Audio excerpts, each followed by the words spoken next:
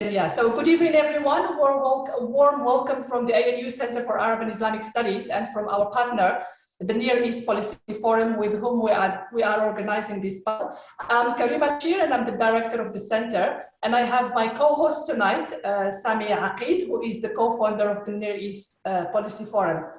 The Australian National University acknowledges, celebrates, and pays our respect to the Ngunnawal and Ngambri people of the Cambria region and to all First Nations Australians on whose traditional land we meet and work and whose culture are among the oldest continuing culture in human history. Now, the resurgence of Taliban after the withdrawal of US forces from Afghanistan has plunged the country into another deep crisis. Afghans are facing the confluence of multiple crises, including dismal economic conditions, a severe drought, COVID-19 pandemic, and the prospect of another or of a civil war. Our panelists tonight, who are leading practitioners and scholars from Afghanistan and Afghanistan, will discuss these issues in more in-depth.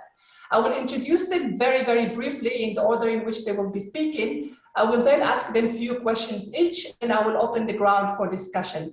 You can send your questions via the chat box or raise your hand during the Q&A time and ask them directly. Please mute your microphones and switch off your videos to maintain the quality of this panel. I'll start first by introducing our first panelist, Dr. Niamatullah Ibrahimi, who is a lecturer in international relations at La Trobe University in Melbourne. He has published extensively on Afghanistan politics and history. He is the author of The Hazaras and the Afghan State, Rebellion, Exclusion and Struggle for Recognition, published in 2017, and co-author of Afghanistan Politics and Economics in a Globalizing State. Our second speaker, Ms. Najiba Wazifa Dost, is one of the founding members for Global Refugee Network, Global Independent Refugee Women Leaders, and the Asia-Pacific Network of Refugees. Najiba has been actively involved in the development of refugee-led networks at both regional and global level, focusing on bringing together refugee-led organizations to propose effective and sustainable refugee policy. She has received many medals for her activism and work in this area. Our third panelist is Professor Roger Kangas, who is the Academic Dean of the Near East South Asia Center for Strategic Studies of the US Department of Defense, located in Washington, D.C. His areas of research, teaching, and publication include the security, geopolitics, and politics of Eurasia, specifically Afghanistan, Iran, Central Asia, and the Caspian region. Professor Kangas has been an advisor to the combatant commands, NATO, ISAF, and various US government agencies on issues relating to Central and South Asia, Russia, and South Caucasus. Our next panelist is Ms. Diana Sayed, who is the Chief Executive Officer of the Australian Muslim Women's Centre for Human Rights. She joined the organization in 2019 as an international human rights lawyer with experience working in both Australia and the United States. She's the former campaign manager at Airfare Agenda and senior crisis response campaigner at Amnesty International Australia. She has worked as a lawyer, advocate, and campaigner for over a decade and has the lived experience of being a visible Muslim woman of color in Australia as a former refugee from Afghanistan. And our last but not least panelist is our own Dr. Keren Rozhanov, who is a senior lecturer in political science at the ANU Center for Arab and Islamic Studies. His main research and publications are on Central Asia and Eurasian politics and international relations, political history of the region, and Islamic radicalism. Dr. Rozhanov has worked as an academic consultant on the World Bank funded projects in Kyrgyzstan and Tajikistan. His most recent monograph published this year is timely, and actually it anticipated the current crisis in Afghanistan. It's titled The Afghanistan Security Threat, Security Dilemmas for Central Asia and Beyond. So thank you so much for all our panelists, and we look forward to the discussion. I'll start with some questions to Niamat, who will kind of introduce or contextualize the debate for us. So Niamat, what would a Taliban government look like, and what policies will it pursue? Would it include coalition partners and minority groups? Would their vision of the so-called Sharia-based state be similar to their brutal rule of the 1990s, or there are signs that they have evolved in their approach? And do you think resistant movement to Taliban, like the one led by Ahmad Massoud, will lead to another civil war in the country? Thank you, Nahmed. Thank you, Karima, and thank you, colleagues at the Center for Arab and Islamic Studies and the Center, the Near East, Middle East, the Near East Policy Forum for organizing this event. Well, I think to answer those questions, I think I would like to begin by saying that there are a lot that we don't know about Afghanistan and what will be likely happening in the future. But there are quite a few things that we already know that may likely point to the future of that country over the coming months and years. To begin with, I think it's important to keep in mind that the Taliban has won the fight in Afghanistan. They have won it militarily. They have seized control of Afghanistan. And that military onslaught that they led over recent weeks to take control of Afghanistan came after several attempts to negotiate a peace settlement with the Taliban in Doha, and also other negotiation attempts around Afghanistan in recent months and years. And we also know more generally that the Taliban is subscribing to a fundamentalist interpretation of Islam that is, in my view, a totalitarian form of ideology, which is used by the group to impose its will on all aspects of the Afghan life, politics, the economy, and society, and it is in the international relations. As to whether the Taliban will be forming an inclusive government, as to whether they are ready to embrace some of the changes that have taken place in Afghanistan over the past 20 years, I think there are serious questions, there are serious suspicions to be maintained, I think, at this stage. The reason is because over the past few months and years, we have seen there have been an active public relations campaign that were launched by the Taliban. They have used various platforms to tell a story to the world that the world would like to hear at this stage.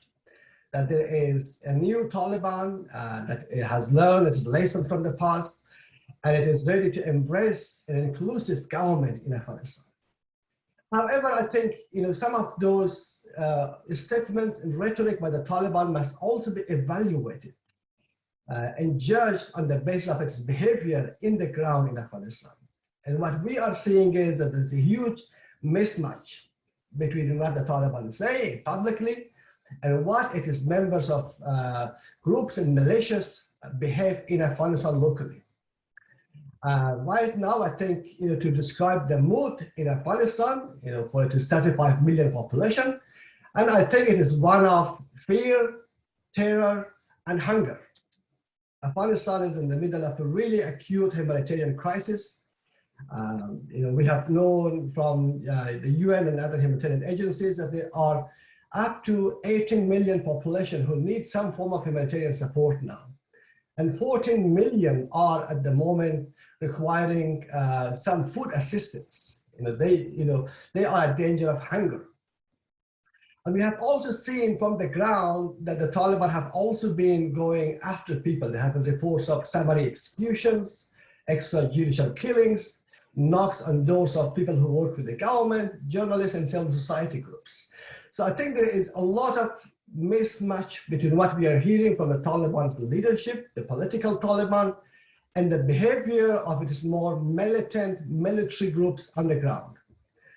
And these are, important considerations to keep in mind, especially in the context of the question you asked about Panjshir and the resistance led by Ahmad Massoud.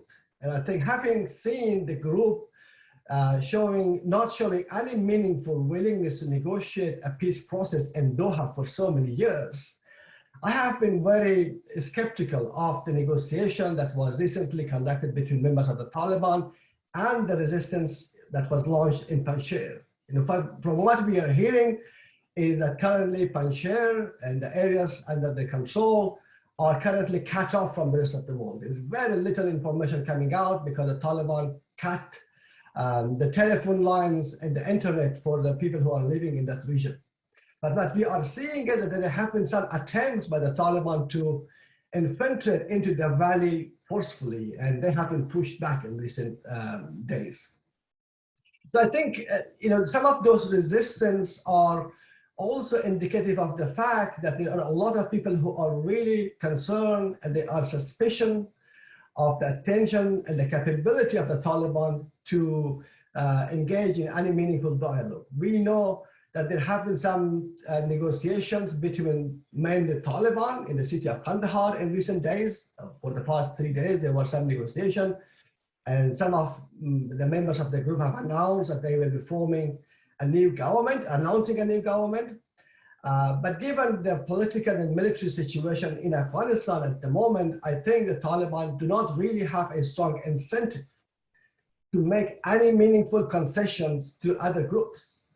We know former President Hamid Karzai and Abdullah and other individuals like that, they have been engaging in some negotiation with the Taliban in recent months. But what I'm gathering from the ground is that a lot of those negotiations do not involve any substantive issues other than some of those reconciliation moves that have been made by the Taliban more publicly as well. So I think, just to sum it up, I think there are a lot of questions and challenges that remain. And I think, in my view, the peace in Afghanistan will involve multiple layers. One is important questions to be asked whether there will be peace within the jihadist movement in that country, in that region. And there are tensions and conflict between the Taliban, the local affiliate of the Islamic State Khorasan, and there are also a lot of factions within the Taliban. Whether they will agree on a common inclusive government, I think there are a lot of questions to be asked there. And there's also a lot of questions to be asked whether the Taliban have a willingness and capacity. Capacity is quite important as well here, to embrace Afghanistan's diverse political groups as well as ethno-linguistic groups, I think here. Here, I think I would like to briefly highlight because there are some groups who really stand to lose from the institution of the Islamic Emirate of the Taliban of the 1990s. The women are at the top of the list, I think. The Taliban, as they interpret their ideology, is really amounting to what I believe is a gender apartheid. And we have seen some evidence of that already from some of the ceremonies and public meetings that the Taliban are holding in places like Kabul. Second, I think the Hazaras and the Shias, they have seen the wars of Taliban in the 1990s, and I think there's a lot of fear that some of those atrocities and persecutions will be reinstituted by the Taliban towards the Hazaras as well. And Afghans, more generally, the liberal Afghans, who were, by the way, quite significant in number. There are some people who might see Afghanistan as a very traditional conservative society, but I see there's a very large section of Afghan society who embrace global values, connection with the rest of the world, and who are impacted by the force of globalization. And I think these are the people who stand to lose the most across Afghanistan, in the cities as well as the countryside. So I would like to just sum it up here. I think there's some we don't know about their intentions and willingness. I think it will be a lot clearer what was they declared the government, but there's a lot that we don't know about their intention and capability to govern Afghanistan. Thank you.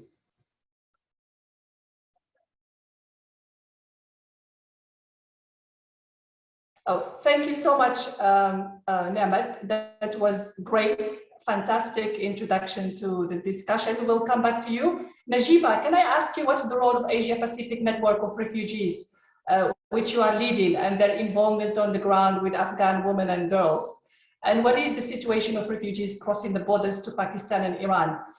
We heard a lot about the shortages of humanitarian assistance, and Nemat was just speaking about that earlier. Can you tell us about the role of the UN Refugee Agency and other international actors in the Afghan crisis, like, for example, Australia?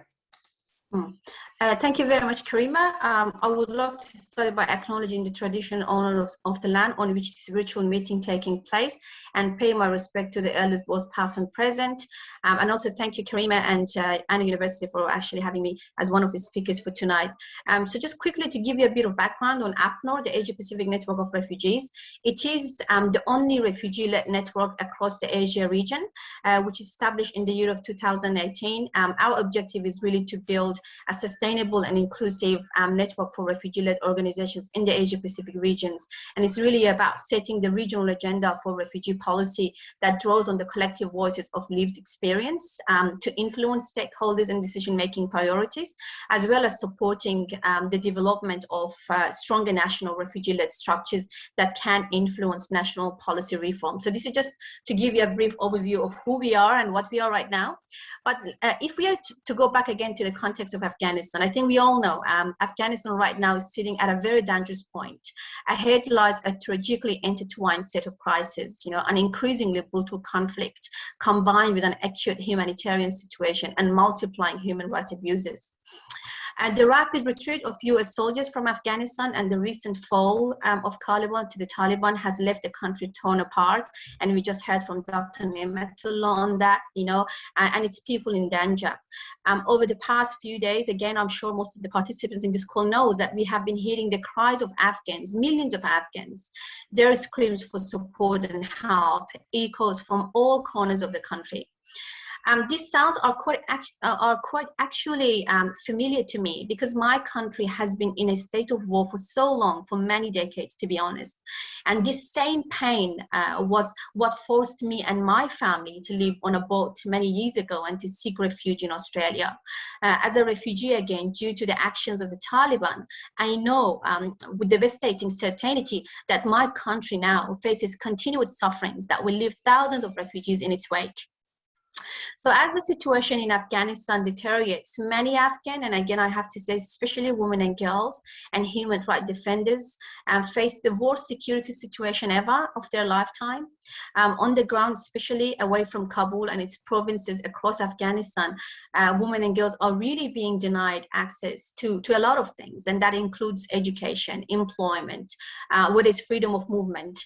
Many human rights defenders are being shot in the streets. What we're hearing again, that Afghans are really facing this coming darkness with a sense of being abandoned by a regional and international community. They've been expecting far greater engagement and visible support from the international community.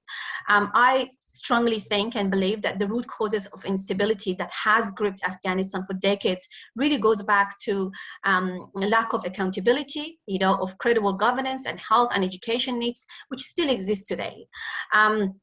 And as I just mentioned, for us in APNOR, one of the major concerns has been the safety of women and girls and other human rights defenders. If we are to explain, the situation for everyone in the country, I would say, one of the foremost target when it comes to the Taliban, it is women and girls. It is not Taliban practice to talk to women about peace. It is not, Taliban's practice to allow women to go and have access to their job. A lot of women that we speak to in APNOR have already described to us that they have lost hope, for peace and stability. And many of these women have told us that they're finding themselves again as prisoners of their own gender. We've been speaking to outspoken women rights activists, women politicians, and the countless women leaders who are all basically echoing for support and telling us how they've been facing the fight of their lives. Women are being told to stay in their homes unless they're accompanied by a male relatives. Women are forcibly being asked to marry the Taliban fighters, and many, many other things, And in APNOR, in the past 2 weeks, we've been able to actually launch an Afghan crisis hotline where we are receiving calls directly from Afghanistan and also from those Afghans that have crossed the border to Iran. And in all of this vast amount of calls, and we're talking about 50 to 100 calls a day that's coming to us here in Australia. And all of these calls are reporting to us about executions, about beatings, about clampdowns, on media and on everything, basically. They've been reporting to us about the Taliban's door-to-door searches, They've been telling us about targeted killings, which involves women, the looting in the capital. We've also been hearing so much, through these phone calls around how hospitals and schools and thousands of homes being attacked. And again, all roads leading to and going out of the cities are closed by the Taliban. Hospitals are nearly reached their full capacity and can no longer accept patients. The available food supply in the city is fastly diminishing, And we've been hearing so much of people actually calling APNOR's door and asking for emergency relief. And some women, in fact, have been describing to us in those crisis helpline and sending us email and saying, you know, in fact, before we actually die on the hands of the Taliban, we can also die of starvation, you know. So we've seen that, you know, all the international forces, whether it's humanitarian or development actors, they have left people on their own, you know. It is not only the situation of Kabul airport that's devastating. We are talking about millions of other people who still haven't been able to manage any kind of evacuation, which is important to focus on.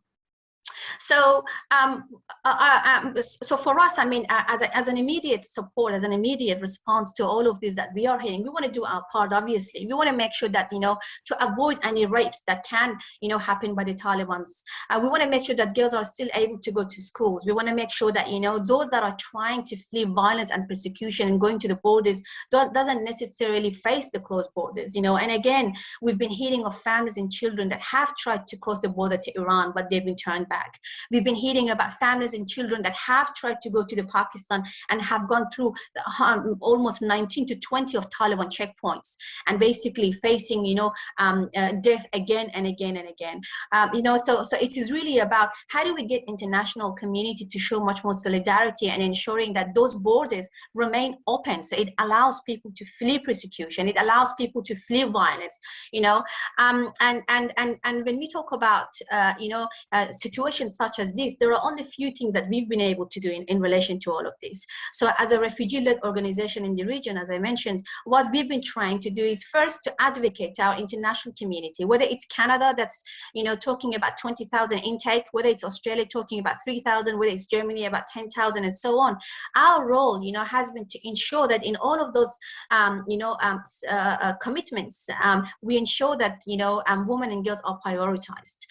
Because again, when we look at the situation in Kabul, when we look at the numbers of people that have been able to evacuate through those planes, you know, we will see that there is a very small number of women and girls that have been able to make it through.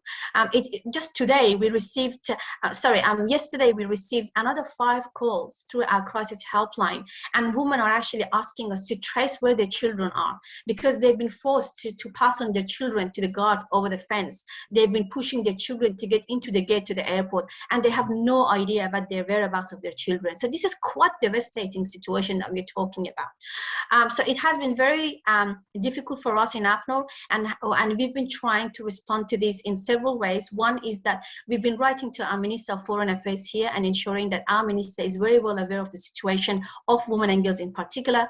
At the same time, we've been looking at ways of, you know, supporting the Afghanistan crisis helpline, which is basically providing people over the line mental health support as well as providing legal support.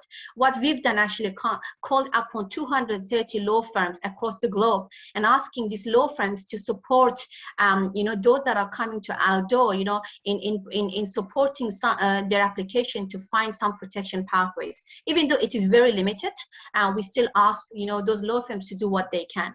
And lastly, we realized that, you know, there is so much of something that we all know, the humanitarian resources on the ground is shrinking. You know, the country basically is left shut down.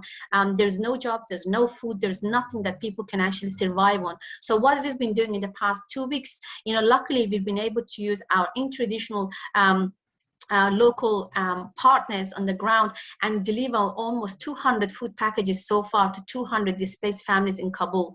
And from the kind of information that we've received from the ground is that, you know, while delivering these food packages to those families, it's not only about delivering emergency relief, but it's also about, you know, ensuring that our staff on the ground have had, you know, that mental health skills to also support those women and girls who have been releasing, you know, a lot of tears and wounds around, you know, death of family members, death of a spouse, or missing of children and so on. So we've been trying not to only provide the emergency relief, at the same time trying to bring some hope and confidence. I think that's so important when we talk about emergency situation. We are trying to build again, you know, in people's lives some sort of hope and confidence where they can survive, you know, where they can actually get to a next point of establishing safety, because many are still waiting. You know, they're still waiting what the international community is going to do. The US has left after 20 years, you know, and that itself has been quite frightening for our community back in home, as well as the diaspora here in Australia. So this is what we've been doing as a community, but I think, there's much more commitment that's needed from, important international actors such as UN agencies, such as UNHCR. We all know in December 2018, the international community came together to adopt the Global Compact on Refugees, which was really about, committing to forge a stronger, fairer response to large refugee movements. This tragedy that is unfolding in Afghanistan is an existential test of the Global Compact on Refugees. And so far, I have to say, the Global Compact on Refugees is failing. This failure is notably evident across the international response to Afghanistan. Words of condemnations or concerns will not stop Afghans being killed, tortured, or repressed. But now, when Afghans need protection more than ever, neighboring countries should and must respond to this crisis, by having their borders open, by ensuring that Afghans that need protection are able to cross. Even the countries that have been more vocally receptive to fleeing Afghans have set low caps, again, on the numbers of refugees allowed into the country, as I just mentioned earlier, like Canada, 20,000, Australia, 3,000. I'm sure there's so much more Australia can do. So this distressing context is something of which we are all aware. But despite the challenges, I think there are credible policy options available to the international community to help protect Afghans and secure safe passages for those that seek refuge, and hold, again, the new governing powers in Kabul to account. It is such leadership that key international actors, be it at the UN Security Council or the G7, have so far failed to uphold. I fear that the consequences of inaction will be felt far beyond Afghanistan's borders, as underlying norms and democratic values we collectively believe in are at stake. We need action, and I'm talking about action that is now.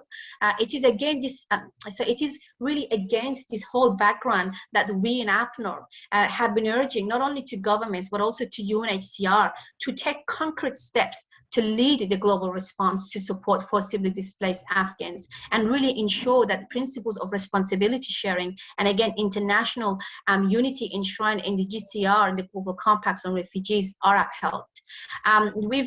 We've been really pushing not only governments to expand their resettlement in ensuring that more Afghans are actually evacuated, or more Afghans are now resettled into countries. We've also asked UNHCR to play their role and first and mostly to coordinate a multi-stakeholder response to the Afghan conflict. This will really help ease pressure on the host countries, as well as calling upon them on the UN Security Council to pass a resolution calling for multilateral coordinated support for Afghan refugees. And lastly, something that we've been working on and asking UNHCR to do the same is to meaningfully engage refugees, especially Afghan refugees, in designing the UNHCR response to the Afghan crisis. And similarly, I think in Australia, with my last comment that I would like to conclude is that, if there is little that we can do, in the country itself, but there is so much more that we can do here in the country. We have, hundreds of Afghans that are now seeking asylum in the country, hundreds of Afghans that have lived in limbo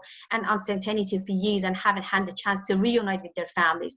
The diaspora has been crying and losing hope that they are probably no longer able to see their families ever again. Some already lost families, So how can Australia ensure that they do their moral obligation in this? How are they going to ensure these families that have spent years of uncertainty and limbo is actually being given some sort of hope? And I think with that, it's not too difficult to give them indefinite protection.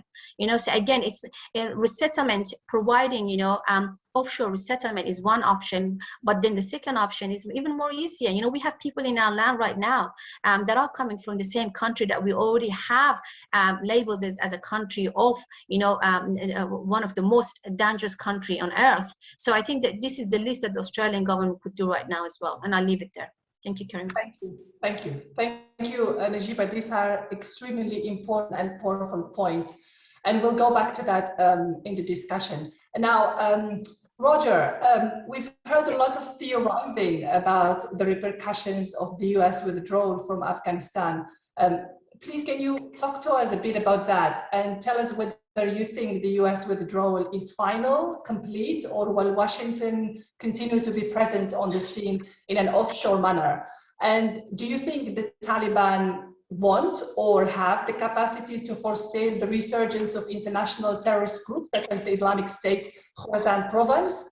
And what will happen to the regional balance of power? How true are the forecasts of China moving into Afghanistan? Okay, first of all, I want to thank the organizers today. It's an absolute pleasure to join this panel. And, you know, hearing the comments of the first two speakers, you know, I'm glad we're emphasizing the seriousness of this topic and the seriousness of the situation in Afghanistan and of the people of Afghanistan. And really, it's in this light that, you know, I'll make my comments. You know, these are my own views and kind of observations as I've looked at this country, you know, off and on for almost 30 years. And seeing the rise of the Taliban the first time, their departure in 2001, and of course their return now. And so, you know, when asked, you know, is the U.S. withdrawal final and complete, which is an excellent question. You know, we just have to go to what President Biden said a couple days ago, and it sums it up well. In his opinion, and this reflects the U.S. administration as it is, you know, we're done with forever wars, as you know, as has been noted a number of times, with spending, you know, lives and money on operations that are doomed to fail. Now, the post-mortem of the U.S. and I would also say NATO mission in Afghanistan has yet to be written. You know, there are a lot of commentaries. You know, we're all seeing this. In fact, you know, discussions like this are important, and we're working our way through. You know, okay, what happened? Why did this fail? Why did this work or not work, etc.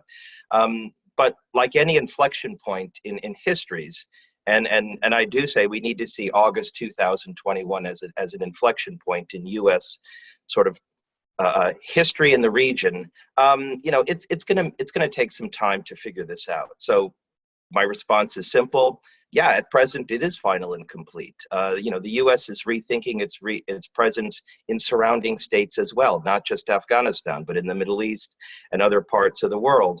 And it may be hard to hear, but when we look at U.S. security priorities, Afghanistan is going to quickly fall out of this top list. And you see relations with Europe, with East Asia, with allies and partners, you know, Australia remaining high on the list. And could Afghanistan fall in that category of countries that were at one point important for the U.S., but then disappear or become less important? You know, absolutely, this can pass. Think of Vietnam, think of Nicaragua, think of Lebanon, think of Somalia. And yes, we're going to see this with Iraq and Syria as well as Afghanistan. Americans today are seized with other priorities, and save a specific cadre of experts and interested parties, you know, those of us who do have an interest in this part of the world, we may find it less important. However, it's not to say it will disappear. And before the news gets so bad, because I do think personally that Afghanistan is going to be important for the U.S. and how it relates with Pakistan, with India, with Iran, Russia, the Central Asian states, China. This gets to your point. Is this an offshore capacity? Perhaps. We have to work our way through that. And my hunch is when we do, it will be through multilateral structures, whether through NATO, the so-called Quad, or other organizations that will be important. Because again, when we look at the country, governance and security now rests on the shoulders of the Taliban. And, you know, do they have the capacity to actually manage this state? And I think the previous speakers highlighted very well some of the initial concerns we have. I would add on to that, you know, they fought to run the country. Now they have it for a second time, but you know, they could be ineffective in providing services to the population, and they could be ineffective in providing security for the country as a whole. You know, do they have the manpower, the infrastructure, the resources, the administrative skills, and do they have the popular support to run the country? I fear that these are all going to be challenges for the country. And could we see the Taliban as they were in 1990 with better technology today? You know, absolutely. This talk of a new and improved or reformed Taliban, I guess I'm a bit of a skeptic. I need to wait and see how this goes. And what this does is it offers opportunities for others. Al-Qaeda is still linked with the Taliban, and other terrorist groups still work with them. Islamic State Khorasan province, an adversary, is going to find ways to challenge the Taliban. We saw this with the tragic bombing at the airport the other day, and expect to see this continue in the region. And I think this will be a struggle for that administration, and how they work with the international community is I think still an unanswered question. I think they will find it difficult to reach out, particularly because they have such clear views of how they see their rule, and I should say how they see the rest of us as less important. And then just so lastly, a few comments about the regional balance of power. I guess it's inevitable question is what next, right? I mean, we're seeing celebratory moments in Afghanistan itself in terms of parades of American weaponry or, flags, at least I should say Taliban-sponsored parades. I agree with our previous speakers. There's also a lot of fear, concern, and trepidation in the country. And I hear this as well from friends within Afghanistan. But to the point of the international actors, the Ghani government is out. The Western-supported administration is out. Does this mean the West is out? Are we looking at a new normal here where the regional dynamics are going to change? I'd have to ask, what is Iran going to do as an immediate neighbor when they see the challenges in the Hazara region or in Herat? Will they become more engaged? Will Turkey want to continue to play a role in the country, providing airport security and economic engagement in Kabul and making comments about international assistance? Could Turkey be a lead state? What about the Gulf countries, Saudi Arabia in particular, who have the resources to put into Afghanistan? I kind of look at these as countries to watch, as well as Russia and China, who will engage with Afghanistan, but is it more as a holding or hedging pattern to not have any threats or challenges from that country go into theirs or adversely affect them? And my people in the room here can correct me if I'm wrong, but I right now have 9 embassies that are open for business in Kabul and are working to an extent with the Taliban. Russia, Turkey, Uzbekistan, the United Arab Emirates, Qatar, Saudi Arabia, Pakistan, Iran, and China. Saudi Arabia, among these, has signed on to the international agreement that, or I should say, international petition that to encourage the Taliban to allow people to leave the country. Let's see if others sign on to that and make this happen again, to what the previous speaker said. So just in a few seconds to finalize, the question does come up, particularly in the US, is China now going to step in? China's had 20 years to play a bigger role, and they've played a limited role. And I'm going to argue that they'll probably continue to do the same, because the security concerns emanating from Afghanistan, particularly with an administration they're not too keen on, is going to perhaps preclude them from wanting to engage in a stronger economic basis. A lot more to be said, but I'll turn it back over to you and to the next speakers as well, and I look forward to the questions and discussion. Thank you. Thank you, Roger. This is really, really interesting, and I think there will be a lot of space for discussion in the Q&A. Diana, if I may ask you, please, about the question of minorities and refugees again. I mean, we've heard a lot of, the views of the 3 previous panelists is that the Taliban basically have not changed much. But going back to the refugees, who is actually trying to flee? In the images we see in the media is usually the urbanite Afghan via Kabul airport, but we don't get to hear about the mass exodus from rural areas that Najiba mentioned earlier. And what about the situation of minorities targeted before the Taliban? And also, what do women activists inside say on the situation and strategies of survival for women? And again, what is the Taliban stance on foreign NGOs and advocacy groups operating in Afghanistan? Thank you, Karima, and thank you to everyone, my fellow Afghans on the panel, salams. Thank you, Dr. Niamatullah. That was really informative. I feel like I'm learning so much from you all.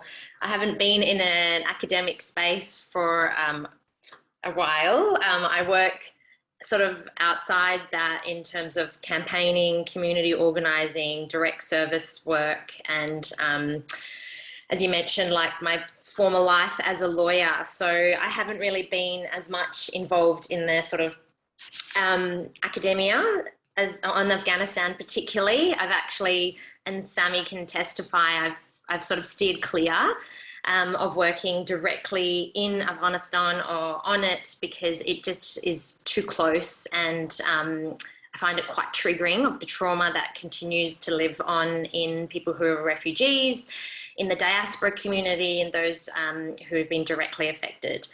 Before I start, I'd also like to acknowledge that I'm calling in from Nam here on the lands of the Wurundjeri people of the Kulin Nations, and to acknowledge elders past and present, and that the lands that we're all virtually meeting on are the unceded stolen lands of the First Nations communities. And that actually informs a lot of my advocacy and campaigning, sort of locating myself, my family, my community, my ancestry here in so-called Australia, understanding that my citizenship here is not conditional on my silence, and that the fact that I've also been forcibly displaced from my ancestral homes in Afghanistan. My family are all from Herat. We came out through different migration journeys as diaspora, and we happened to end up in Australia. And yeah, that's a huge question to unpack, Karima, about what's going on back in Afghanistan. I felt like when Najiba and Dr. Niamatullah were talking, I was like, they've got it covered. Like, why am I even on this panel? You guys are experts, real leaders in the space. Don't need anyone here to add anything else. But I will talk a bit about what we're doing here in Australia in terms of local organising. I think Najiba covered sort of what's going on with women in Afghanistan really well, and you know, there's not one single narrative about the Afghan experience. And Professor Amin Saikal really talks about the Afghan experience being a bit of a mosaic. Like, we're all from different backgrounds, different ethnic groups, Sunni, Shia, minority, from different areas around Afghanistan. But as your first question about the focus on Kabul airport, you know, I've been getting calls and people from all over Afghanistan. It's been from Ghazni, from Jalalabad, Mazar, Herat. It hasn't just been people trying to flee Kabul. And people are willing to travel were during the evacuations, were willing to actually travel to Kabul if that meant some sort of chance at safety. So there was a lot of focus on Kabul airport, given the sort of ways that the Taliban were sort of gathering force and taking over all of those cities. And for us, when we saw Herat fall and Ismail Khan sort of get captured and taken, I think that for us was a real big indicator that it was a matter of time that the whole country fell. But we've kind of already gotten that analysis, the political analysis on that. And what we can do here in Australia, I think that there is a lot of sort of hand-wringing and feelings of overwhelm around, you know, with communities that are at threat, absolutely. Women and children, 100%, other minorities. We don't often talk about the LGBTQI community in Afghanistan, and I'm really happy to see that kind of getting a bit of cut through in petitions and GoFundMe campaigns.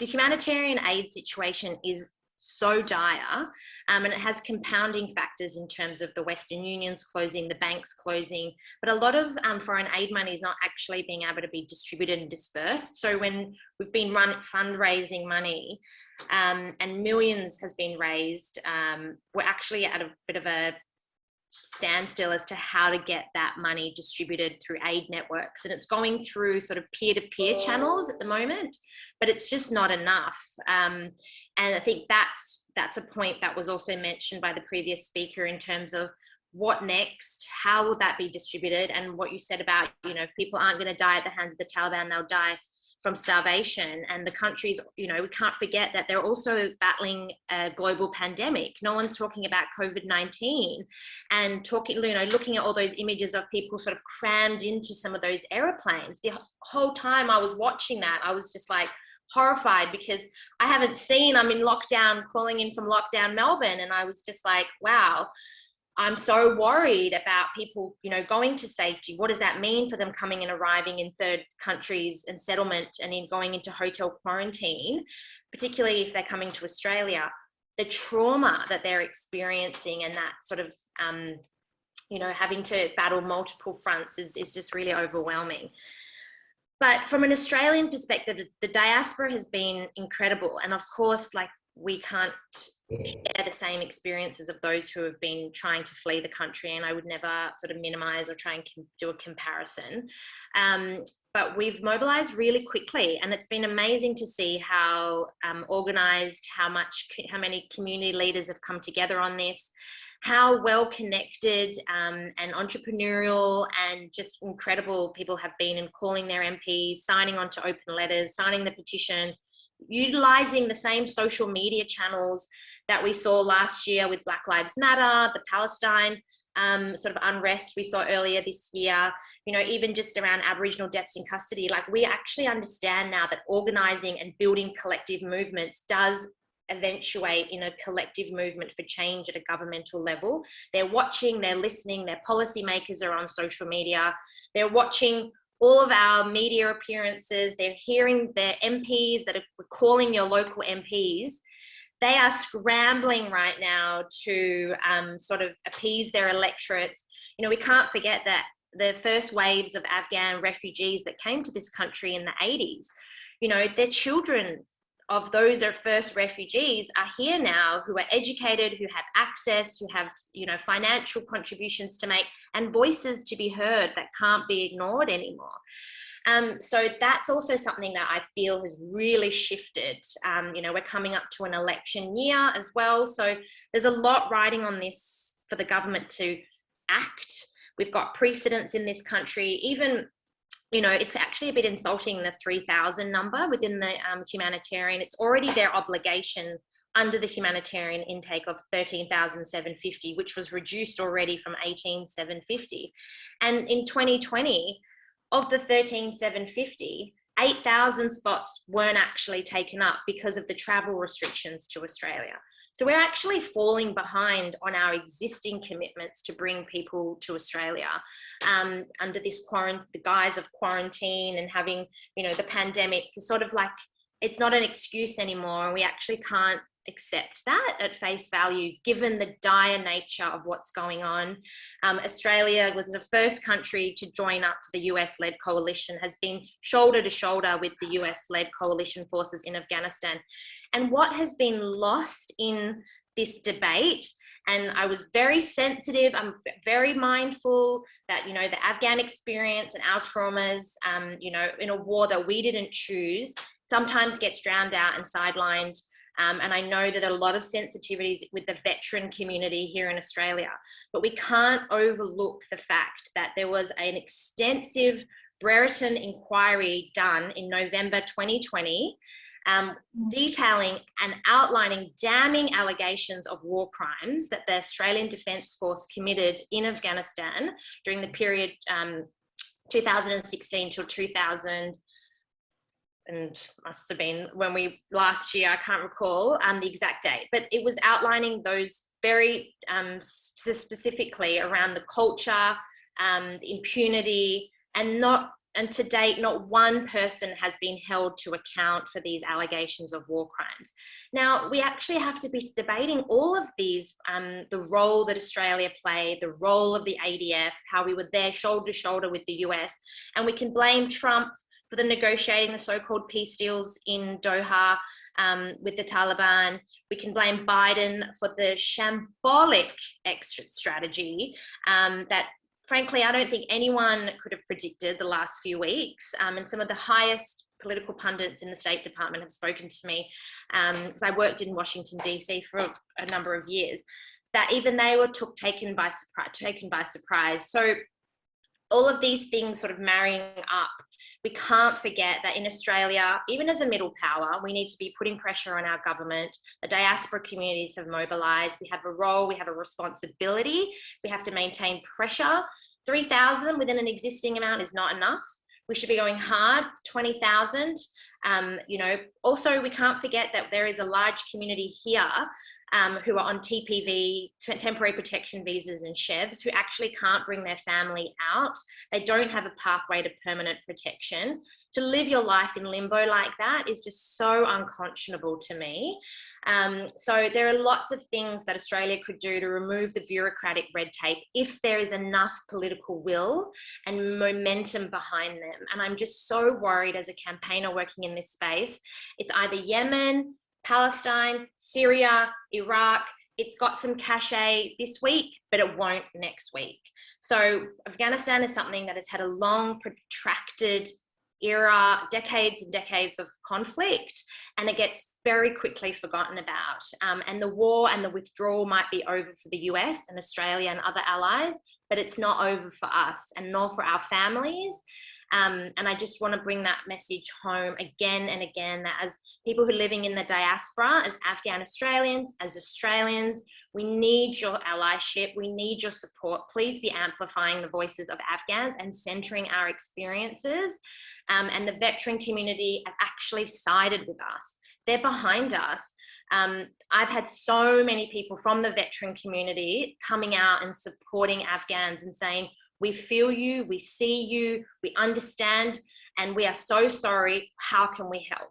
So it isn't an either or situation. It's not Afghans versus veterans. It's not Afghans versus this or that. It's actually all of us and our collective humanity, and history will judge. And we're at a really important impasse right now, and we can't let this opportunity slide, irrespective of what else happens in Afghanistan. I really want Australia to actually play a really important role right now. Thank you. Thank you, Diana. I'm sure we'll go back to the question of solidarity, particularly what we've seen on transnational solidarity with Afghanistan. We'll go back to that in the Q&A, but now, Kirill, can we please go back to the regional player and focus on Central Asia and Russia? When do you think the Central Asian republics become involved in internal affairs in Afghanistan, for example, by supporting the revival of Northern Alliance and Tajik Uzbek militias fighting for the Taliban? And do you think, or what may happen to the US-sponsored project of regional connectivity linking Afghanistan to Central Asia? And what would Russia do? Do you think it will recognize the legitimacy of the Taliban? And also, I know Roger and Neema touched on the issue of other regional players, but can you please talk us through the role of Pakistan, Iran, and Turkey? Thank you. Thanks, Karima. I think I have to take a rain check on Turkey and Iran. It's not my kettle of fish. We can discuss it in a general round of questions and answers. And also, I'm afraid after such passionate and erudite talking points by my colleagues, I'm going to be a decidedly wet blanket when I talk about Central Asia and its response to Afghanistan and what it means for Afghanistan's future. Because it's pretty obvious to me that in Central Asia, it's, as Roger put it, just moving from one kind of abnormal to another kind of abnormal in Afghanistan. They didn't really pay much attention to internal politics in Afghanistan under Ashraf Ghani. Central Asians are not going to be involved line, hook, and sinker in Afghan internal politics now. There's absolutely no way of this happening.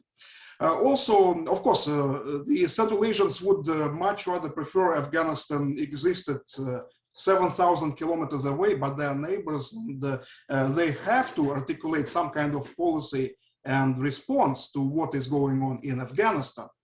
And so far, I'd say the response has been a mix of very cynical pragmatism, as in we don't really care who is in charge in Afghanistan, so long as our selfish national interests are preserved and met. We shall not feel any kind of empathy, or as Diana said, we're not going to wring hands about the colossal human tragedy that is unfolding in Afghanistan. And the second prong of Central Asia's approach is simply building a fortified perimeter with Afghanistan. And this is not something that is happening right now. This has been in the making for at least 10 years after the United States announced the impending withdrawal from Afghanistan. So thus, the Central Asians today are feeling pretty much reassured that they can parry any military threat, any incursion from Afghanistan. Suffice it to mention that this was a big fear, really apocalyptic fear back in 1996 when the original Taliban burst onto the scene and the Central Asians were absolutely horrified. These days, well, we have a reformed army, we have allies, we are not that frightened anymore. That is the message from Afghanistan, from Central Asia on Afghanistan. And I noticed that when the news of the fall of Kabul arrived and was included in the daily briefing by the Kazakhstan's Minister of Defense, it was only item 2 on the agenda because item 1 was how to choose competitive dogs to participate in the army games that are currently happening between China, Russia, Central Asia, and Algiers, I think. So it's unpleasant. Things are not moving in the right direction in Afghanistan. Is it the end of the world for Central Asia? I don't think so, and they don't think so. Another point that I think that is quite important to keep in mind when we talk about the northern flank of Afghanistan is that despite some kind of common history and shared language and culture to some extent, as far as the Central Asians are concerned, Afghanistan is in a different universe. They never regarded it as part of Greater Central Asia, again, this is demonstrated by the response in the streets of Central Asian capitals to what is going on in Afghanistan. There are no demonstrations, no spontaneous picket lines demanding an end to the depredations by the Taliban against women and other vulnerable communities. Not a dog barked in Central Asia so far. Just yesterday, I saw a publication by a Uzbekistan think tank, and there are no independent think tanks in Uzbekistan, so this must reflect the official position of the government of Uzbekistan, typical for Central Asia, I think. And the headline was, "We owe nothing to Afghanistan." This is quite important, and this will tell us a lot about the future stance of Central Asia and its activism, or rather lack of it, in Afghanistan in the coming years. So what does it mean for Afghanistan's future? And Central Asia is an important player, perhaps not in the same category, of course, as Pakistan and Iran, but it's a neighbor, shares a colossal border and has ties that bind, perhaps not emotional, but certainly business ties. Well, the most important bit, I think, it's a hunch, but it's an enlightened hunch, is that Central Asia will not support any militant groups in Afghanistan, at least in the foreseeable future. There's a lot of talk about budding ties between Ahmad Massoud and the government of Tajikistan, but all of this pretty much comes from Afghan sources in exile, plus some sensationalist journalists. Uzbekistan is dead silent on the possibility of supporting Dostum and Uzbek militiamen in the north of Afghanistan. It's not going to happen. At least I'll be very much surprised if this is going to happen. It is a reality already that all Central Asian republics, bar Tajikistan, are already indicating their reasonable acceptance of the Taliban. None of them has removed the Taliban from the list of terrorist organizations, but within a discrete period of time, if the Taliban plays the game to the satisfaction of the Central Asians, most certainly this is the kind of people the Central Asians can do business with. Of course, the litmus test and the only concern really that will determine the acceptance or non-acceptance of the Taliban in Central Asia is how effectively the Taliban will continue to fight IS, the Islamic movement of Uzbekistan, and other homegrown but expatriated Central Asian radicals. If the Taliban continue to be more or less efficient on that front, Central Asians will not ask further questions of them. So that's the wet blanket and the bad news. Now, how about I put a bit of a positive spin on the situation?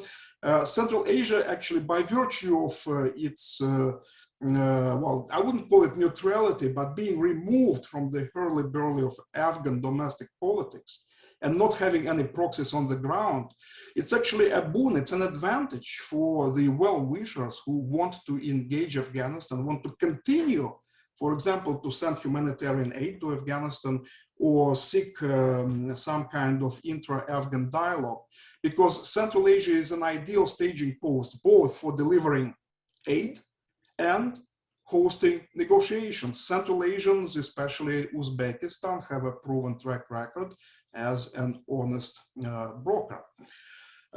Finally, Central Asia is essential for Afghanistan in one critical aspect of human security. And lest we forget, and as Niamat mentioned, of course, lots of people in Afghanistan are suffering. The prospect of starvation is very real, and that's where Central Asia comes in handy. For years now, wheat from Kazakhstan or flour from Uzbekistan had been staples in Afghanistan. Of course, it's the US taxpayer who picked up the bill in many regards, but both as a commercial transaction and as aid in kind, such shipments from Kazakhstan and Uzbekistan, if they continue to the northern areas of Afghanistan, can alleviate the suffering of quite a few Afghans. So I'm being cautious and wary of the time. So a few just brief remarks about Russia, because Karima, I think you raised a very important point here and a question. And I simply would like to repeat what Roger said in his presentation, and he used the expressions holding hedging position. And that's exactly what the Russians are going to do in the foreseeable future, pretty much like the Central Asians. There is no gloating about the US withdrawal from Moscow, in Moscow. So, ha, you got your Vietnam just like we were badly licked in 1989. There is nothing of that kind, at least from the officials in Russia. And more certainly, there is no talk in Russia that we're going to move in like a ton of bricks and fill the geopolitical vacuum, whatever it is.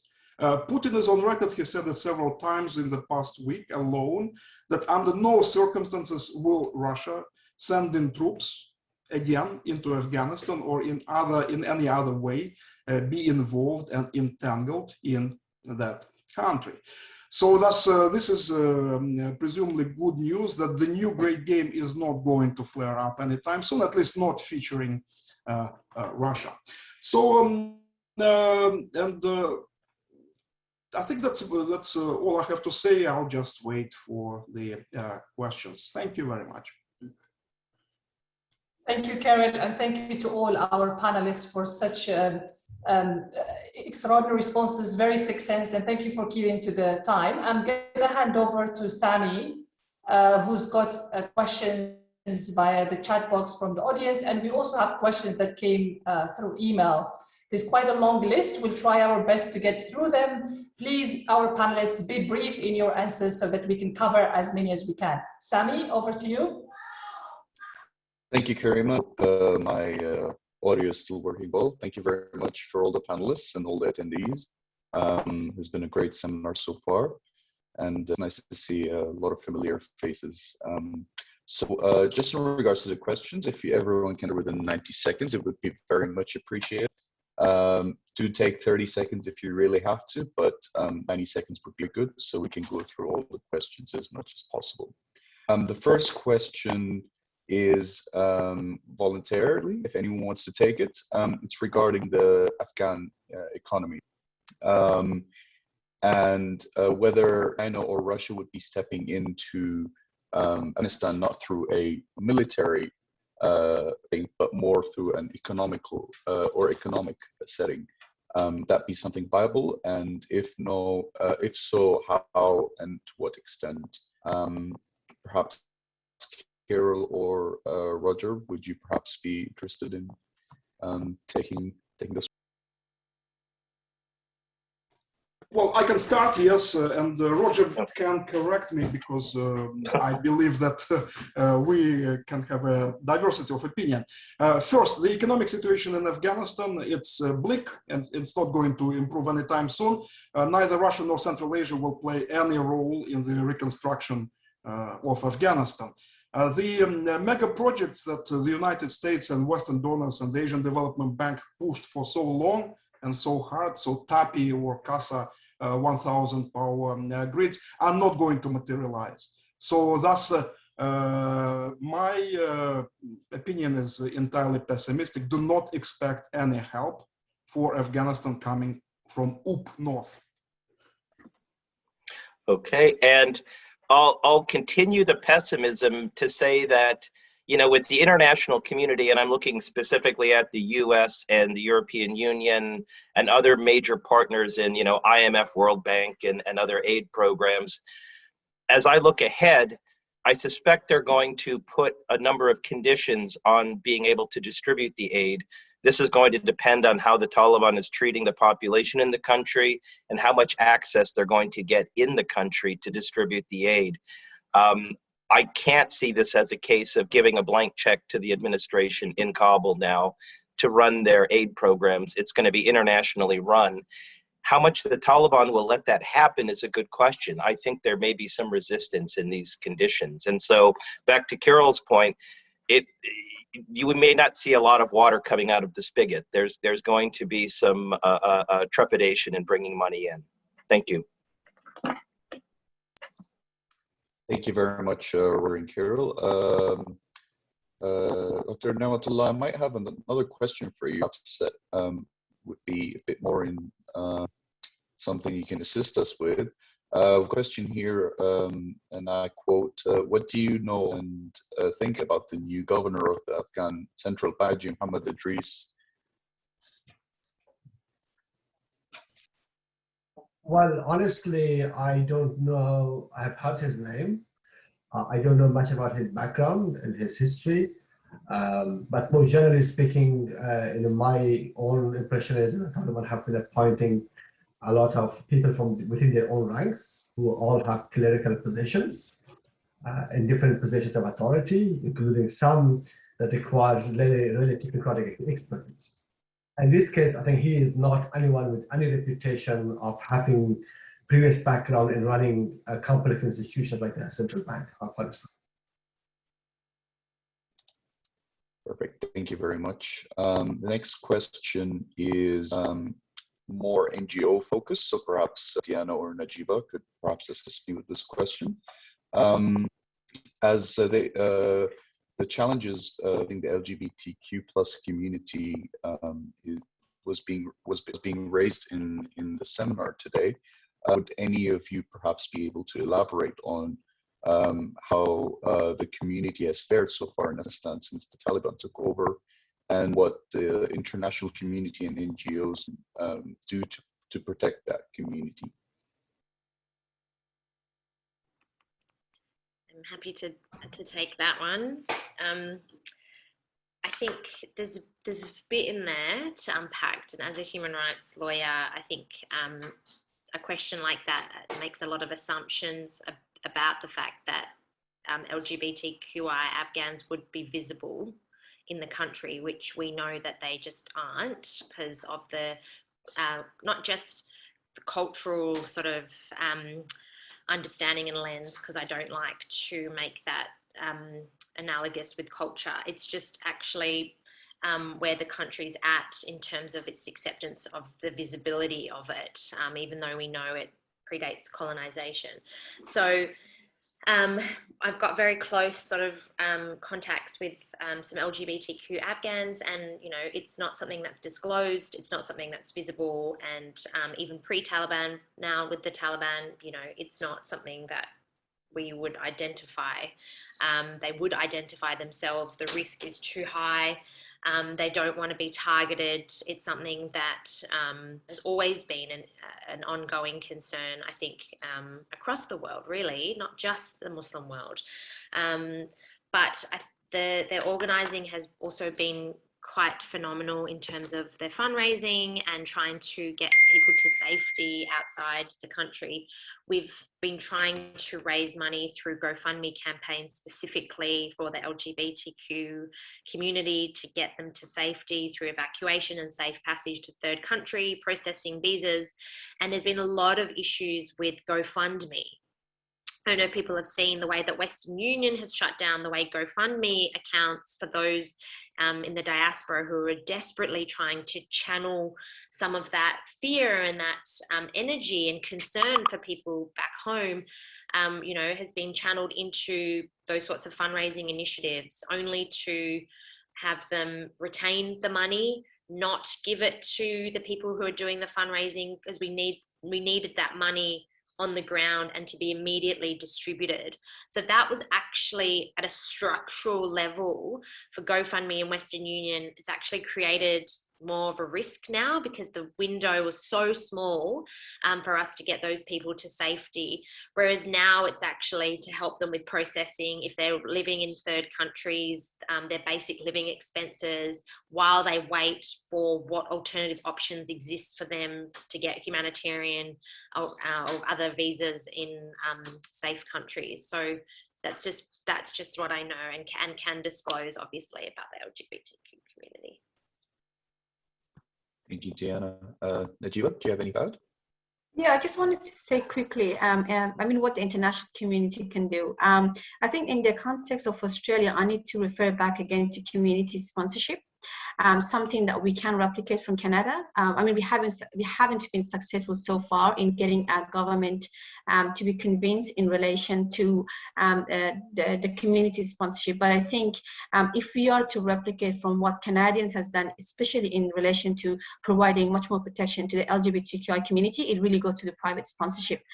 So what we've been doing in APNOR in the past 2 weeks in particular, we've been actually identifying women and girls that are at higher risk. And in that list, it actually includes the LGBTQI community. And we've been speaking to the Canadians' private sponsors, you know, and ensuring that those that are identified to become a priority when it comes to their sponsorship.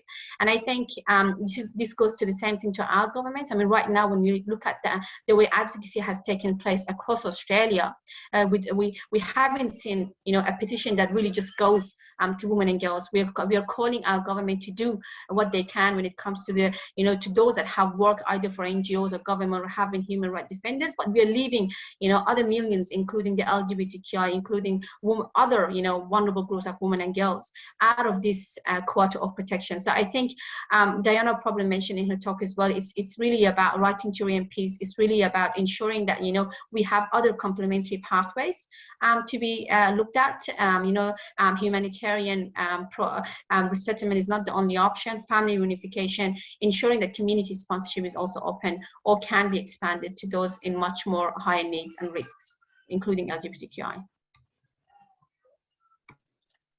Perfect. Thank you very much, Najiba. Just to note, anyone would like to ask the questions directly to speakers, please raise your hand and you may direct them early. Makes my life a lot easier because some of those questions are really compact and lengthy, so you would definitely be helping me out. So I'll nonetheless try to go through as quickly and as effectively as possible. I think the next question would be perhaps directed to Roger. It is said that Biden's rate of withdrawal, which is obviously very quick, was not recommended by the administration. Do you think that was because he not want to have a forever exit, which would perhaps prolong and exacerbate the situation in Afghanistan? Okay, no, excellent question. And, you know, the phrase forever exit is one that has popped up. So it's good you bring it, you note it. And I do think it's a case of, you know, this is an issue that he campaigned on. This was a situation that even his predecessor noted would be done. Now, you know, had Trump won re-election, would we have seen a May departure? Probably. Would the departure have been as chaotic and problematic? And I have to agree with my fellow panelists here who, you know, kind of note that this was not the best executed departure. Absolutely. Now, behind that, and this is what we don't know, there were debates about the timing of it, how many more months, how many more weeks, how many more days could this go on, in what capacity? Should it have been out of Bagram? Should it instead of Karzai International Airport? All sorts of questions will be brought up. And I hate to say it, we don't know what the limitations were of what they could and could not do, because much of this was managed by really in cooperation with the government on the ground. As long as Ghani was in charge, when he departed, of course, the leadership vacuum required that it simply became an airport-focused effort. And so the goal was to get it done quickly, understanding there's going to be blowback both internationally and, I'll be honest, more importantly, domestically. But time has a funny way of sort of pushing this in the background. We'll have to see what the broader impact is. And by the way, there are still discussions of people needing to depart and leave and what the U.S. can do. And so on that regard, I do hope that there'll be a greater or continued U.S. presence. Thank you. That's great. Thank you very much. And I'll just have a personal follow-up question in regards to that. I think that the Biden administration will definitely need a foreign policy victory within the next 3 years. CC, perhaps Yemen, Libya, or Syria. Will that be something that they'll be focusing on to kind of his foreign policy legacy? Yeah, and it's that, but also how this is going to be cast. When we look at upcoming elections, I've already seen commentary saying that, the departure from Vietnam was, the fault of Jimmy Carter and the Democrats. But take a pause for a moment and realize that the departure from Vietnam was actually under the administrations of Richard Nixon and Gerald Ford, Republicans. It has become a politicized issue in our country. So we're going to be a little insane on this one. And everything about Afghanistan somehow is going to relate to U.S. domestic politics and vice versa. But we're also going to throw in other issues, hurricanes that we've had, and fires and floods and COVID-19 management and mismanagement. And so this is going to be part of the bigger chatter. Yeah. Many thanks, Roger. We do have a question from a speaker to speak. Mr. Mohammed Shakurian. Yes. Hello, everyone. Good. Thank you, guys, for organizing this seminar. Really appreciate it. Sorry, I can't stop being emotional. I was just very, very upset about what happened just a couple of last days, just last weeks. Mohammed, we can't hear you very well, unfortunately. It's very, or I can't hear you personally. Would you mind trying to speak louder and being quick, please? Thank you, Mohammed. Yes, sure. I stop my video. Maybe that helps. Is that all right now? Yeah, if you can just be quick so that we can go for the next question. Thank you. Yes, just like two questions, very quick questions, as you said. Just like I had from Dr. Nemat, since the last couple of days, that was the biggest question in my mind. I couldn't solve it, and I was just like, what happened? Like 20 years building modernization, money is $1 billion, just like what happened? It was a pre-planned. It was just like guys. It looks like a pre-planned. Like since the office opened in Doha for Taliban office, like guys, we're gonna leave Afghanistan. You guys gonna come take over power. It was like it looks like that, but was it? Is that true? But like, what happened? Why no?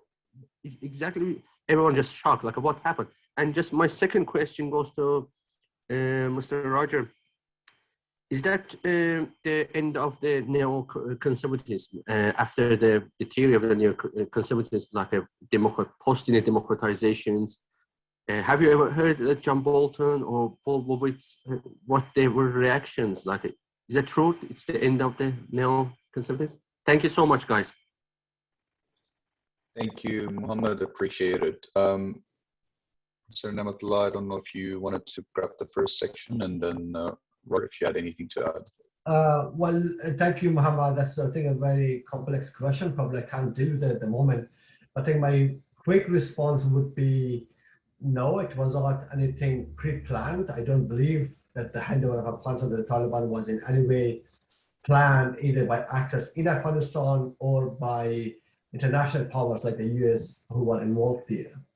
However, I think what happened in that country was the outcome of a series of tactical and strategic mistakes that were made by both international actors and also the Afghans. I think there is a lot of debate to be had on this, who were responsible and who had more responsibility. But I think, in my view, the failure of Afghanistan is really a political failure, because the United States got too distracted by other priorities. In Afghanistan, even though the money was really huge in terms of number, but Afghanistan's problem was also quite regional in nature. It is very easy, I think, to blame Afghans and Afghan conservative or religious fanaticism for the rise of the Taliban at this stage. Even corruption, I think. You can see a lot of corrupt governments around the world who are not falling apart. But I think there is an element coming from outside, and I think Afghans are very easy to be sidelined now. You don't believe the Pakistanis. But I think at the heart of this is Afghanistan is problem is a product of international relations. The way states use actors like the Taliban. I mean, it was not only the Pakistanis, but also the Iranians and the other actors. They tactically supported the Taliban to gain an edge in competition with the United States elsewhere, not in Afghanistan. So I think it's a very complex question. I think that was hopefully answering some of those questions. I think. Thank you.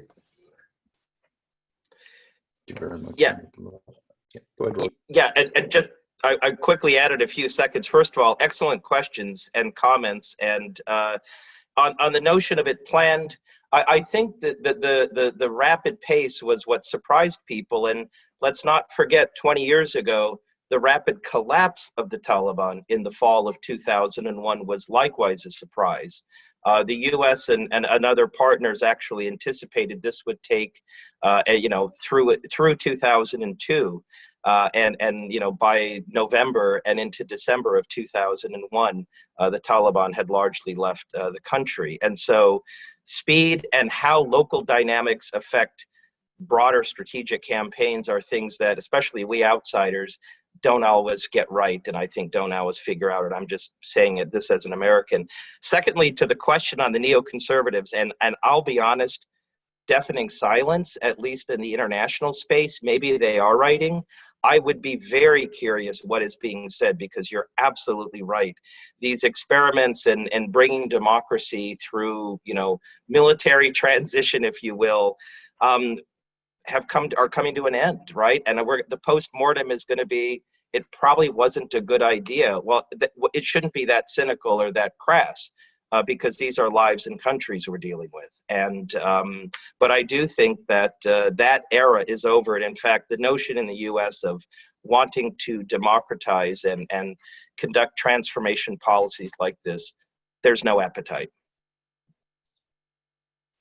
Indeed. Thank you very much, Roger. The next question is COVID related. It's open to everyone. If whoever has a bit of experience or knowledge about what's happening now in regards to the situation on the ground.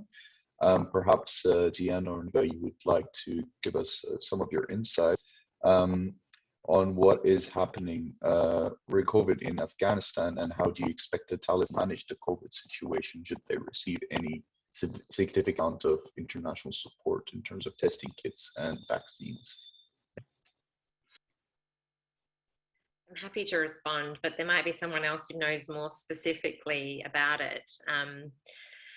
It's definitely been something that here in Australia, the media has not been showing us enough about the COVID response in Afghanistan. I think it's because the people here have just been so consumed with our own pandemics and lockdowns and vaccine rollouts and the rest of it. And so I suspect that what we saw in Iran, what we saw in India with the situation sort of being uncontrolled ventilators, hospitals, vaccinations even coming in from India. I'm sure it was an absolute debacle, just like the exit strategy. So I don't have any real insights. I'm not sure if anyone else knows more about the COVID situation. I was saying it more in terms of that was another thing that they were dealing with, and an ongoing drought in the country in terms of climate change, and now this crisis evolving and the whole collapse of the economy potentially teetering on being a failed state. So I don't really have that necessarily that insight. Thank you, Diana. Did anyone else from speaker add anything else? Yeah, maybe if I could quickly add something to that. Definitely, go ahead. I think when we talk about COVID situation, let's look at back again the time that we had a government in place. Even when we had Ashraf Ghani's government in the country, we still had very poor response when it came to COVID situation, let alone that the Taliban is now in the country. I think that's the least that the Taliban is not thinking in relation to the COVID. We are hearing around all the attacks that are happening in the provinces, the killings that are happening every day on children and women. I think if we had such mindset in the Taliban that they would worry about the pandemic, I think we wouldn't be in the war that we are facing right now. I mean, I wouldn't say that's even a little worry in their list right now.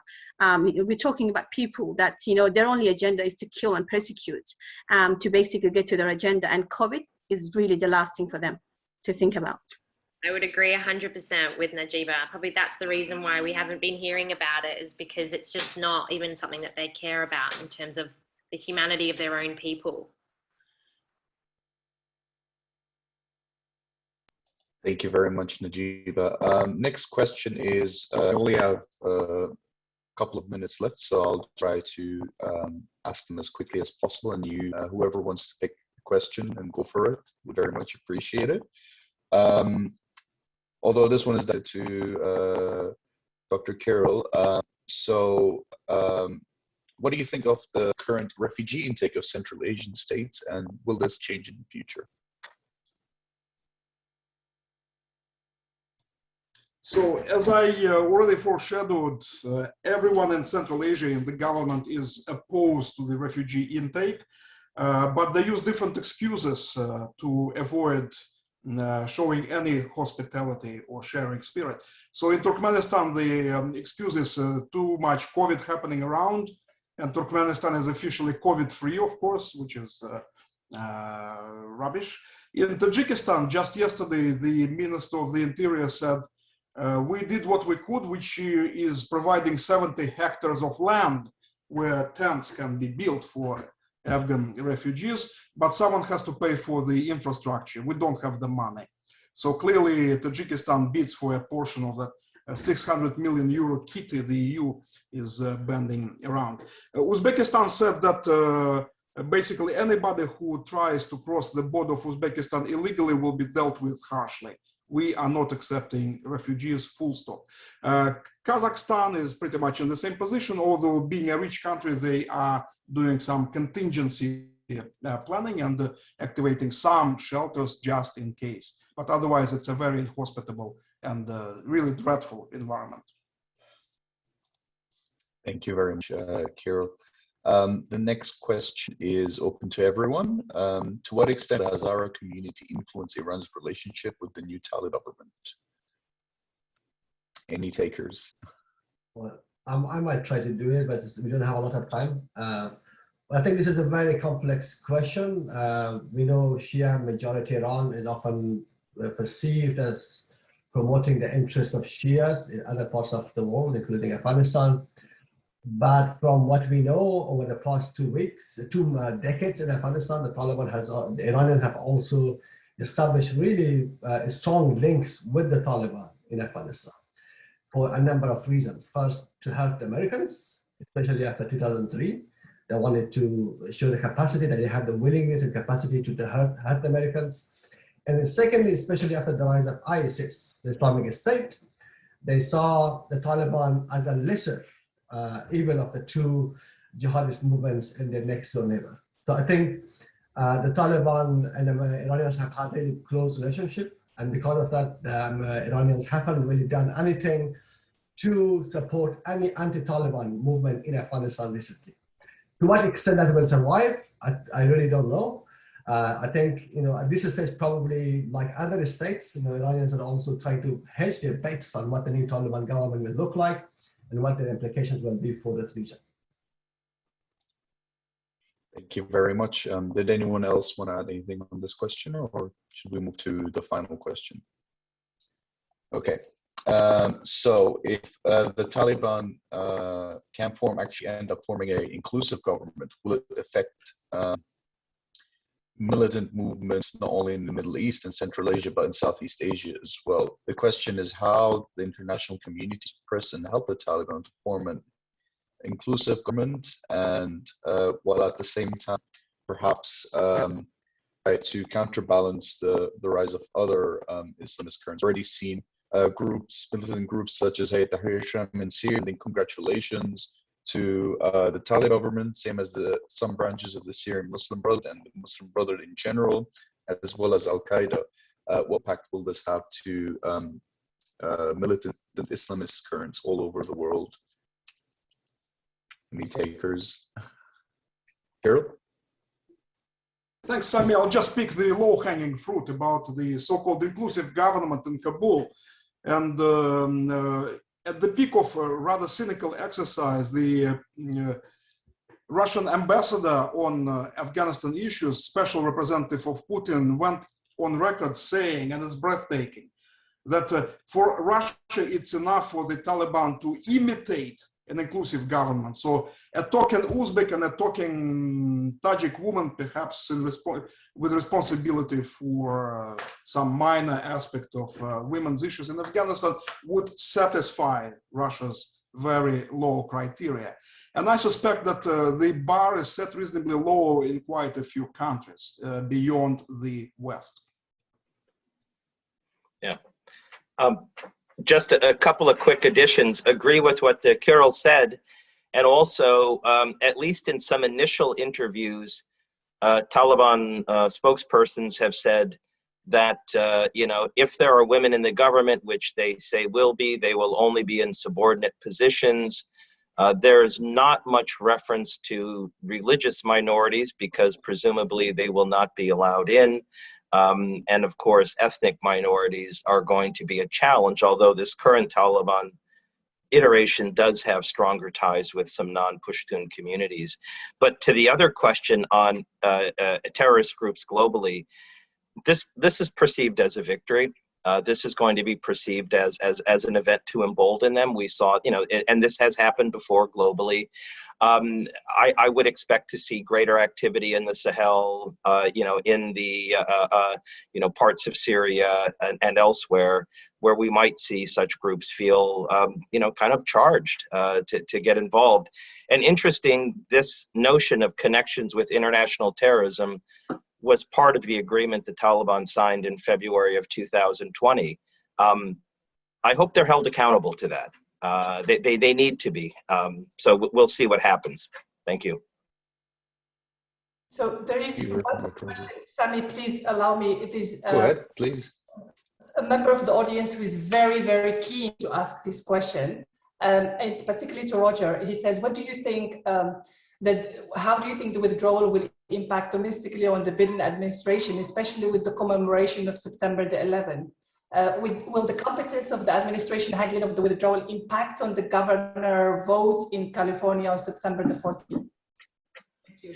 Okay, yeah, very quickly, because I know we're at time. But on the domestic issue, the California race is about handling of COVID. It's about handling of environmental disasters in the country and the economic result of severe restrictions in that state. And a number of personality issues. I think the Afghan crisis is too early for that, and I would say for domestic matters. As noted earlier, when we get to national elections in 2022, this will probably play a role, a limited role, largely in casting the Biden team as unable to work security issues, unable to work, if you want to say, national defense. A couple of extreme conservatives are looking at the impeachment of Biden and the resignation of Secretary Austin, for example, for their handling or mishandling what they see as the departure from Kabul. So we're going to have these, what I would call, theatrical moments, but the impact is going to be limited. The issue raised earlier about refugees and a point raised by a number of colleagues, I do think this could play a greater role, because you are seeing calls to bring people in, increase the numbers to the US, much as happened in other conflicts. I personally remember in the end of the Vietnam War, the desire to bring in refugees from that country, and the sense of moral obligation, particularly to those who worked with us. And you are starting to see voices raise this in a political context. Some want to prohibit refugees coming in. America is not for them. But quite frankly, you're seeing some pretty active people wanting to bring in individuals, especially those who worked with the US, but quite frankly, others as well. That could be a politically charging issue in upcoming elections. But yeah, wonderful questions. Thank you very much, Roger. With that, I'll pass it back to Karima. Yes, thank you, our fantastic panelists, for such a wonderful discussion. I have a final question as a way of conclusion. I would like to ask you each to make few concluding remarks, like really brief ones, about whether there is hope for Afghanistan. We live somehow in optimism and hope. Can you please say words about that? Do you see a way out? Thank you very much. I'll start with you, Najiba, please.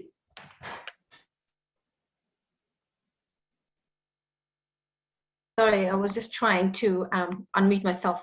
I mean, there is definitely hope if we can bring, stronger commitments and moral obligations by the states, that have basically announced and able to do their parts when it comes to that responsibility sharing. I think when we talk about, the context of Afghanistan, obviously, talking about resettlement, increasing, refugee intake and opening borders and so on, I think these are all going to go back to being, still temporary measures to support and protect the country. It really goes back to how are we going to support inside and within the country? How do we make sure that, again, the country is able to stand on its own feet?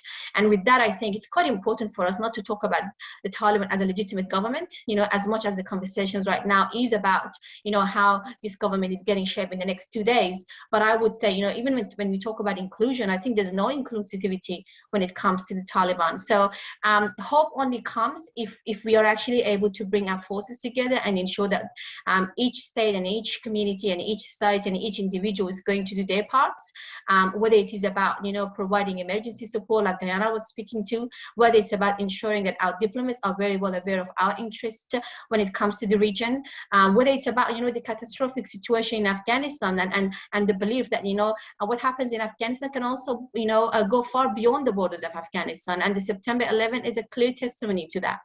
So I will leave it there. Thank you. Thank you, Najiba. Diana? I'm just in awe of Najiba. I just can say, I just defer all my questions to her to answer them so well, nails it.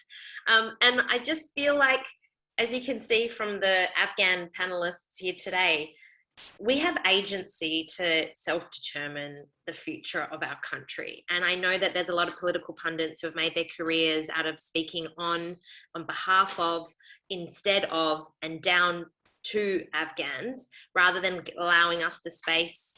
And I think that is inherently part of the problem in terms of our history of imperialism, intervention, colonization, all of the foreign interveners and our neighbors.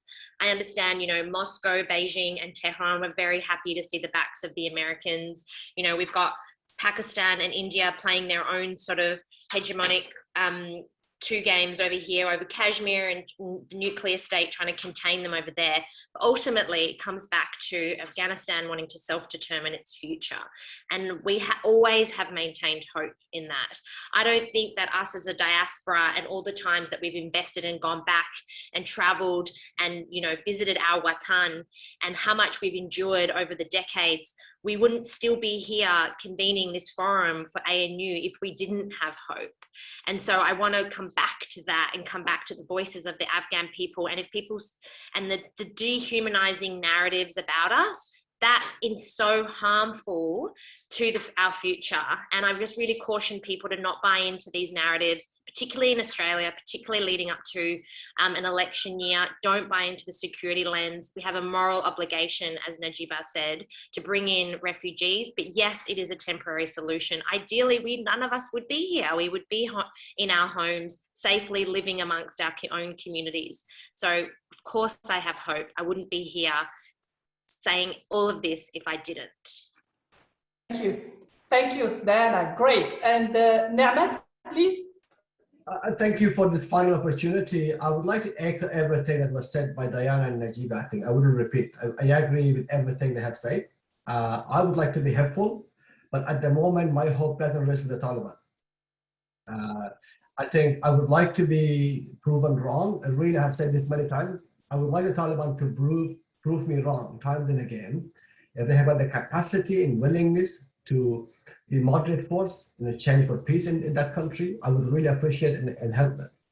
But at the same time, I'm also really worried that the news cycle might change its attention on Afghanistan. There's something else happening.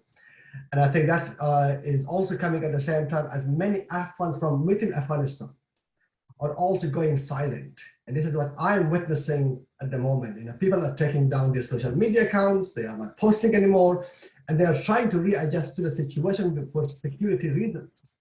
And because of that, I think over the coming days and months, we will not be able to get a lot of report coming from that within that country. So if you are someone concerned about human rights in Afghanistan, I think if you have done anything, you're an academic journalist, you have a responsibility to make sure that you are holding the Taliban accountable and you have that sort of broader lens on the Afghan as a society. And I'd like to make a final point. There is a sort of, a strand of journalism that has really emerged around talking to the Taliban, reporting at the Taliban, and they are trying to generalize from that to describe the whole of country, portray Afghanistan. And I think that is really misleading. I'm really fearful that that sort of journalism will take hold because that justifies and legitimizes whole international disengagement from Afghanistan. So I think I would like to express that hope with this fear at the same time. Thank you. Thank you, Niamat. Great. Roger, please. Okay. Wow. Three excellent summations with not much more to add. I will say a point I missed earlier. Your comment on 9/11 or the question regarding 9/11, it will definitely be muted in the US. And the interesting thing is, if we're trying to be optimistic, I hope we can return our thoughts, at least in the US, to that day 20 years ago as really the notion of Al-Qaeda, terrorist attack on the US, etc., and not say it's about Afghanistan. Afghanistan was not the source of 9/11. It was a separate country.